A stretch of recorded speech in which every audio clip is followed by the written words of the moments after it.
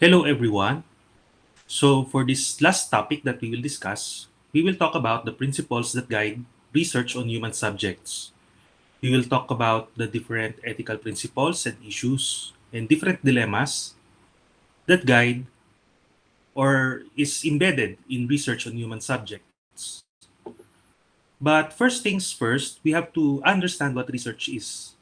And I know some of you, or most of you, have already have a grasp, no, of what research is. This is the systematic inquiry aimed to discover verifiable phenomenon or knowledge that demonstrate scientific truth.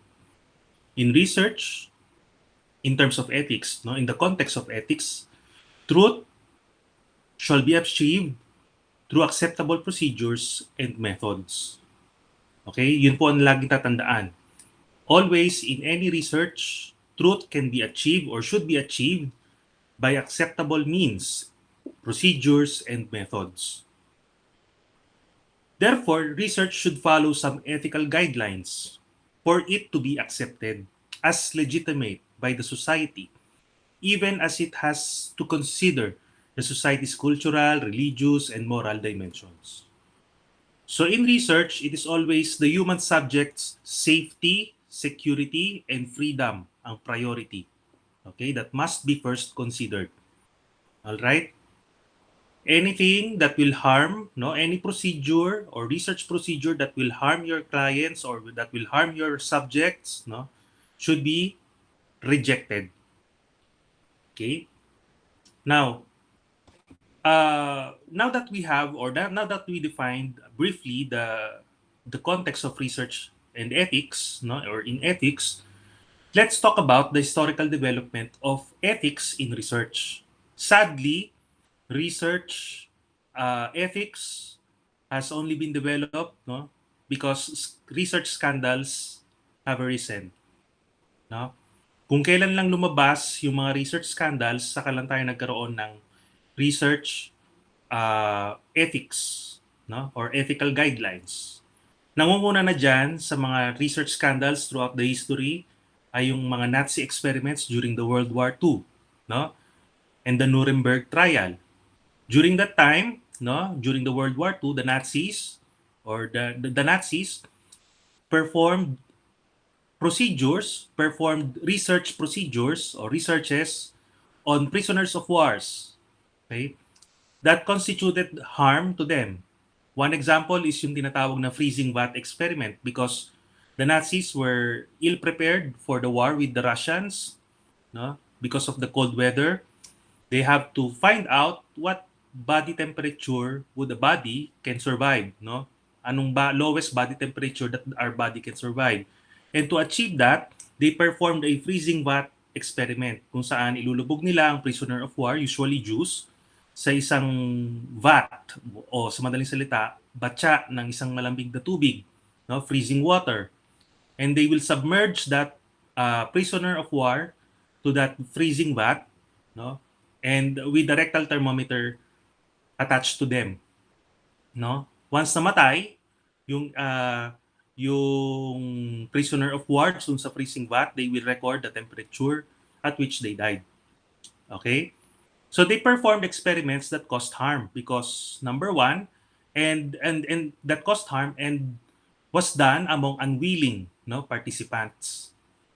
Nung natapos ang war in 1946, no, nag-conduct ng Nuremberg trial, no? And in this Nuremberg trial, those who performed the experiments uh, were were asked why did they do that, and they answered that there were no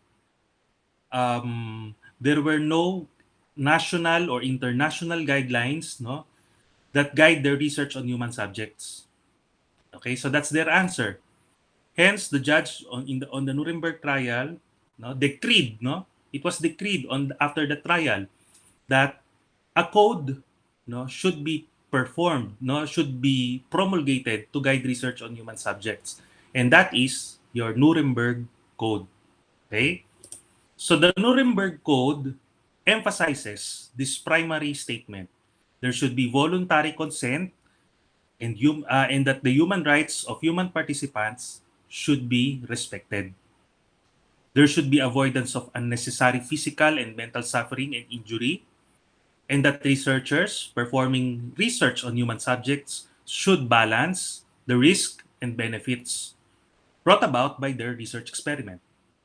There's also a provision in the Nuremberg Code which says that we should withdraw, or the participants should have the ability to withdraw anytime, no, they feel or they want to be withdrawn from the study, and that there should be proper design of the research, and that there is prior information, and that those who will perform research, no, should be qualified to do that research. Okay, so hindi po pwedeng kahit sino na lang ang gumawa ng research, but rather there should be a qualified person to do that research. All right? So that's your Nuremberg Code. Now, during the 1930s, no, to 1970s, nagkaroon ng mga to schedule ng mga clinical experiments on a certain disease, no? Like your syphilis, which was the primary scope, no, of Tuskegee clinical experiment, and hepatitis, no, particularly hepatitis B, no, which was the focus of the Willowbrook experiment, no, which happened in the 1960s. During the 1930s and 1970s, the Tuskegee clinical experiment was ongoing. During this time, the Tuskegee clinical experiment was prior to the start of the study. It was intended, no, to cure, no, syphilis among among the American population. However, the problem was there was not enough funds, walang pondo. But they wanted to pursue the Tuskegee clinical experiment. Hence, they developed a cheaper procedure, no, which was to have a goal of understanding the natural course of syphilis among African American males. Okay? During this time, they recruited samples, which more on Black African Americans, no, in Alabama. Okay? So this Tuskegee clinical experiment went on, and they recruited African American black males, no, and they said that the disease, the syphilis, they were informed that the disease syphilis is untreatable, and they didn't call it syphilis, no, they called the disease as bad blood, which is in common language of the Black American community as something that is incurable. So they try to deceive the people, no, because syphilis during that time is curable. No, as we all know, in the 1930s to 19 in this period, 1932 to 1972, penicillin is already available, which is a cure for syphilis. So they deceive the people of saying that the disease is not curable. Okay, so this primarily violates ethical principles when it comes to research. Another thing is yung tinatawag na Willowbrook hepatitis experiment, no, which focused on the natural course of hepatitis B. Dito naman mga bata ang kanilang ni-recruit, no? And they said that during that time, the context during that time in Willowbrook is that kulang ang mga ospital. Now, kung gusto mong pumasok sa ospital ang anak mo, they have to be subjected to the experiment, no, of being induced with hepatitis B, no? Hepatitis B, not vaccine but virus. And they will undergo the treatment, no? They will undergo the treatment of the hospital, no? Oo nga, na-treat ka ng hospital, but you were exposed to hepatitis B. So that's wrong. So because you introduce more harm, no, instead of not receiving that harm. So that's again a violation to our duty of non-maleficence. Other historical events, no, that led to research ethics development or guideline development are the circumstances of outbreak of HIV and AIDS, no, the conduct of drug trials in different countries, no, multi-country drug registration, and the increasing need for ERBs. No, if you are watching the news, no, if you are watching the news right now, pumapasok na naman ang ethics, research in ethics, no, when it comes to COVID-19 vaccine development, no. Some would say minamadali, no. Some would say that data are fabricated, no? Because no data were published, no? Just like in the case of Gamaleya vaccine, no data were published for the phase 3 clinical trial, no? So maraming historical development, no, when it comes to vaccine vaccine the development, no, and research in ethics. Okay? Now, we're done with the Nuremberg Code. No? Other codes that arose, no, during the course of the history is yung tinatawag na Helsinki Declaration. Because when it comes to making research, no, among patients, no, who needed the research findings the most, no, mahirap din naman silang gawa ng research, no? And minsan hindi sila sakop doon sa provision ng Nuremberg Code, no? So the Helsinki Declaration was made, and um, there are a number of pronouncements that they have made, no? Number one, sabi nila, gusto nila dapat may proxy consent. Kung hindi makakapagbigay ng consent, yung pasyenteng i-involve sa trial, no? Or sa research. So proxy consent is one concept. Another concept is what you call your standards of care, no? Even though these patients receive experimental care, yung nire-research mo, the standard of care should be afforded to them whenever they leave the trial. Kung umalis sila sa trial, no? Dapat ma-receive nila yung standard of care, yung usual na ibinibigay sa kanila. Okay? And not the experimental one.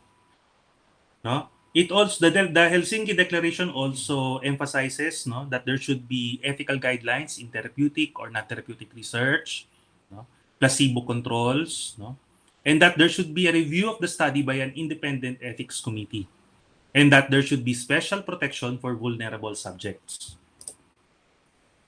Another important document, no, that says that we should take caution in performing research among human subjects is the Article 7, no, of International Covenant on Civil and Political Rights. It says that no one shall be subjected to torture or to cruel, inhumane, or degrading treatment or punishment.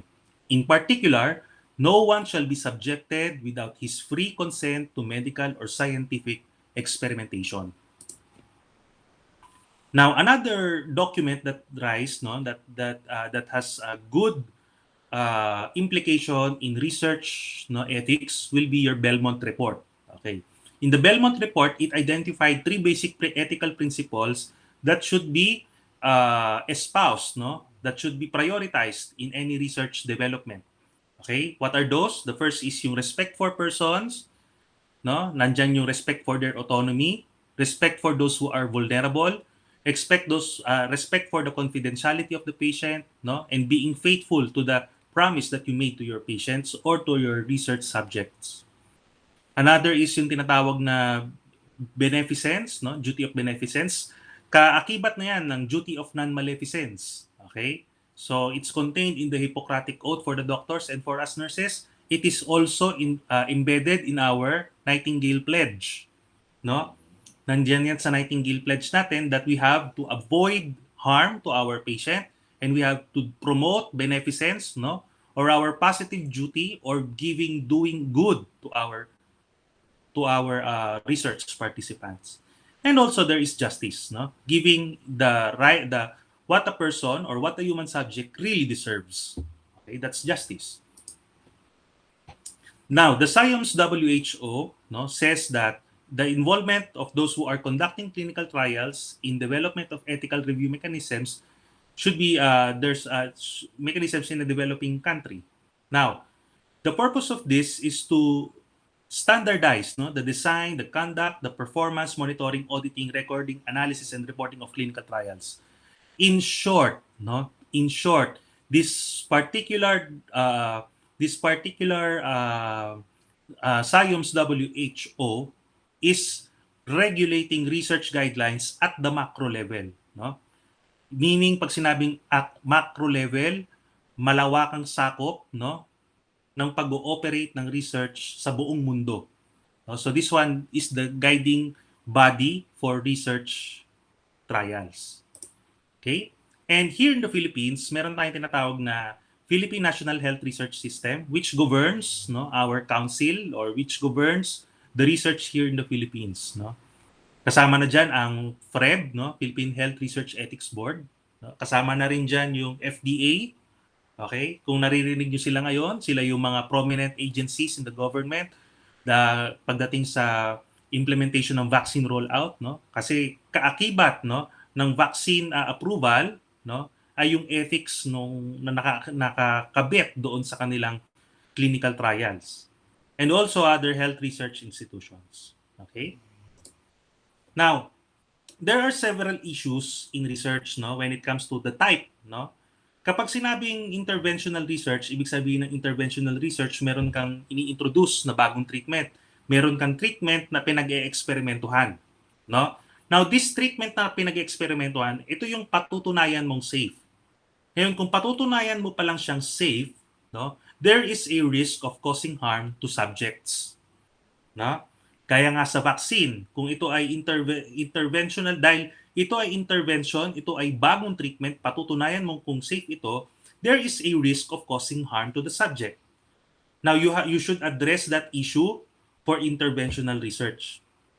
For observational ones, no, ang at saka sometimes, no, yung social and behavioral research, one of the concerns, no, ethical issue in this type of research is that you may intrude, no, you may have an intrusion into privacy of the patient, no.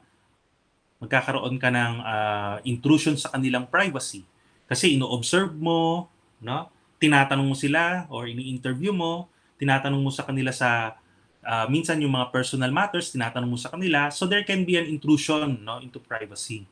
And sometimes, in observational and social behavioral researches, hindi makita agad yung direct benefit, no, nung yung pakinabang sa study subjects.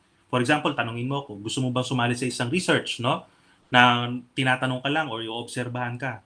For me, there's no direct benefit, no. Pagkus it's a burden on my part kasi you'll be observing on my actions, no. I will be spending time, no, to answer your questionnaires. Something like that. So those were the issues, no. Intrusion to privacy, walang benefit sa subject, no. Bagkus burden pa. Okay? Sometimes yung manner of questioning hindi rin maganda, no. It can be sometimes offensive, no. No? Okay? Lalong-lalo na kung ang inyong research is something private, no? Something that delves into the private matters of a person. Like for example, yung kanyang sexual habits. No, some people would find offended if you ask them how often do they have sex. Right? So those are some issue, no? For those who are that involve, no, research involving children, no, minsan there's an issue with parental consent and assent or dissent, no. Pag sinabing parental consent, kasi pagka in-involve mo ang children, primary nakukunan mo ng consent ay yung mga parents. Now, if the parents consented to your research, but then the children display signs of dissent, no? Example, gagawa ka ng MMDST, pumayag yung magulang ng bata. Pero yung bata, nakita mo na hindi cooperative, iyak ng iyak. Those are signs of dissent. So that's another issue. Kasi pumayag yung parent, pero yung bata hindi nakikooperate. So what will you do? No, the best answer is to not continue with your procedure because there's a sign of dissent. But if there is consent and there is assent on the part of the child, ibig sabihin cooperative siya, hindi siya umiiyak, no? Then that's the time that you can proceed with your procedure or with your research. But if there is no consent, no, from the parent, definitely you have no right, no, to proceed with your procedure. And those who are involved, no, or involving victims of violence, no, there's also an issue when it comes to reporting incidences, confidentiality, and safety. Let's say, for example, your research is about the incidence or prevalence of violence against women. So what if you encountered one, no? Since ang panata mo sa research mo is to maintain confidentiality, no? Will you not report the incidents of violence? If you do not report the incidents of violence, then you become an accomplice of that violence. So where will you stand? No? The answer here when you involve victims of violence in your research is to report any sightings of violence, incidents or victims of violence to proper authorities. Okay? Hindi mo naman i-chismis eh. Ire-report mo sa proper authorities. Now, there are different types also of vulnerability. No? Pag sinabing vulnerable people or vulnerable group, these are the group who may receive or who has the potential to receive the maximum harmful effect of from your intervention. No? Maximum effect on your maximum harmful effect from your research procedure, no? And there are different types of vulnerability, no? Merong tinatawag na cognitive vulnerability kung saan hindi naiintindihan or wherein the research participant does not understand what you are talking about when you explain the consent, no? When you explain the procedure to them, no? Puro ka technical jargon, no? Hindi naman naiintindihan, and then you ask for consent from the person or from the subject, then that's already a cognitive vulnerability. So the remedy for this is to have a plain language consent, no? Have a consent that can be understood by the person you're getting consent from. Okay? Another is yung tinatawag na juridic vulnerability, wherein the the political or the jurisdiction or the authority of the research party of the researcher has an influence in the consent process doon sa inyong kukunan ng consent, no? For example, ako teacher, bilang teacher ninyo may ginagawa akong research and I ask you to become a participant in my research. That in itself is a juridic vulnerability because you are under my jurisdiction. Your consent might not be true because pumayag lang kayo because of my authority. All right? So the best way to avoid this is to insulate the participant during the consent process. Pag sinabing insulate, ilayo ninyo sa consent making process yung person of authority sa pagkuha ng consent. Okay? Another type of vulnerability is yung tinatawag na differential vulnerability. Pag sinabing differential, this is a process to eliminate social influence, or your social influence as a researcher to your respondent takes on or influences the way he or she gives consent. For example, yung kaibigan mo, in-include mo sa research ninyo, oy, sali ka naman sa research namin. So, syempre, bilang yung kaibigan, bilang pakisama, sasama doon sa research kahit ayaw niya. Kasi pinakisamahan ka lang eh. Di ba? So, to avoid this differential vulnerability, you have to eliminate the social influence. Ikaw, bilang researcher, wag mong kukunin yung consent ng kaibigan mo. But rather, hire someone else or have someone else get the consent of your kaibigan or your friend. Okay? Another type of vulnerability in research is yung tinatawag na medical vulnerability. Minsan, ang mga pasyente, they feel hopeless of their condition. That they tend to try to bargain, di ba? To bargain for treatment, kahit anong treatment na lang that may give them hope. Isa na riyon yung mga experimental treatment. Sabi nga natin kanina, kaya nga experimental yan dahil hindi pa proven. Now, if the client joined or if the patient joined the trial because there is no hope for him or her, then naapektuhan or yun ang tinatawag na medical vulnerability. To fix that, to remedy that, there should be fairness of arrangement. Ang ibig sabihin, dapat i-explain ng maigi doon sa pasyente na ito ay experimental pa lamang, experimental pa lamang at walang hope na siya ay gagaling. Okay? Minsan sumasali din naman yung pumapasok din naman yung allocational vulnerability. Minsan, ang research participant, pinagkakakitaan na lang ang pagsali sa research. No? Kasi wala siyang, dahil may incentive ang research, bibigyan siya ng pera, sasali siya kahit labag sa kalooban niya. So that's still a vulnerability. No?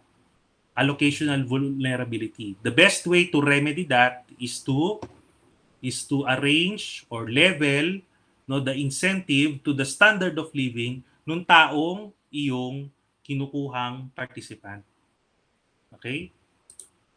Now, here are some principles that guide research on human subject. Now, number one, there should be the knowledge sought in research must be important and obtainable by no other means, and the research must be carried out by a competent people. Secondly, the appropriate experimentation on animals and cadavers must precede human experimentation. Kailangan bago ka gumawa ng experimental treatment on humans, dapat ma-establish mo ang safety muna nito on animals, no, and even cadavers. No? Now, the risk of injury or suffering must be proportionate to the good to be gained. Okay, this is in line with your one of the tenets of your principle of double effect. And that the subject should be selected so that risk and benefits would not fall unequally on one group in society. Again, sabi sa atin ng distributive justice, dapat pantay-pantay, no? At walang maaagrabyadong isang grupo para sa iyong research. No? The next principle is that we should protect personal integrity. Okay? Malinaw naman siguro yan. And that free and informed consent must be obtained. And that any time during the course of the research, the subject or the guardian must be free to terminate his or her participation. Hindi po pwede ang touch move dito, no? Bawal lang pagka pumasok ka, hindi ka na pwedeng umalis. No. In research, when the subject feels uncomfortable, no, he or she must be free to terminate, no, his or her participation. Pagdating sa psychological experimentation, which shade perceptibly to social research, the researcher should work with rather on the human subject. There's a difference between working with and working on. Pag sinabing working on human subjects, you are giving an experimental treatment. Meron kang binibigay over them, kaya nga on them. Pero kapag ka ikaw ay gumagawa ng social research, no, wala ka namang intervention, you are observing, you are interviewing, then you are working with the person. No? Consider them as people who are not receiving any treatment. They are people who give you information, no, for you to complete your research. So the theme here is that you are working with them. No? So if you are working with them, malaki ang implication, no? Malaki ang implication when it comes to collaboration. No? You consider them as people na who you collaborate with, no, to complete your research project. And that researcher must avoid breaking down human trust by lying or manipulation. Although subjects can give free and informed consent to experiments in which they must lean to interpret ambiguous interpretations or meet puzzling solutions. And that research must not take serious risk, no, in reducing the subject's ability to perceive reality. So dapat hindi nakaka-distort, no, ng kanilang perception. And that the financial implication of the research should be the sole responsibility of the researcher. With that, I end our discussion for this week. If you have any questions, you can send me a messenger message, and we can discuss things over there. All right? So with that, I end my lecture, and have a good week.